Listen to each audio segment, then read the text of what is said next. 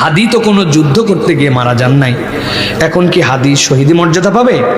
প্রিয় ভাইরা, আল্লাহ রাব্বুল আলামিন কোরআনে বলেছেন, যারা আল্লাহর রাস্তায় সরাসরি জিহাদ করে, কিতালে যায়, এরপরে মারা যায়, এরা হচ্ছে তাবাকাতান, শহীদের 1 নম্বর মর্যাদা, গ্রেড 1।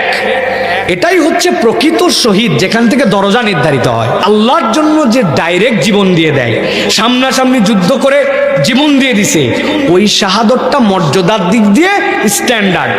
আল্লাহ নবী এরপরে বলছেন, কেউ যদি নিজের সম্পদ রক্ষা করতে যে, কেউ যদি অধিকার রক্ষা করতে যে, ডাকাত বা অন্য কারো দুষ্কৃতিকারীর আক্রমণে কেউ আগুনে পুড়ে যে, অথবা কোনো এমন একটা বিপর্যয়কর মৃত্যু যেই জায়গাতে সে প্রাকৃতিক বিপর্যয়, তাহলে আল্লাহ তাকে শাহাদতের দরজা দান করে দিবেন। সুবহানাল্লাহ বলেন।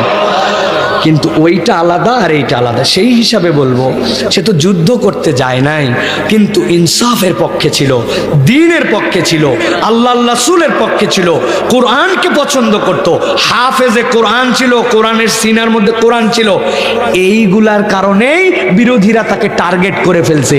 আধিপত্যবাদ বিরোধী, ভারতীয় আধিপত্যবাদ যারা আমাদেরকে কুবলায় খেতে চায়, তাদের বিপক্ষে কথা বলতো। টার্গেট তো তোমাকে আমাকে করে নাই, করছে এইগুলার কারণে। এইগুলা প্রত্যেকটার সাথে দ্বীন জড়িত ছিল, তার নীতি নৈতিকতা জড়িত ছিল। এই হিসাবে হাদিকে আল্লাহ রাব্বুল আলামিন আশা করছি আমরা শাহাদতের মর্যাদা দান করবে।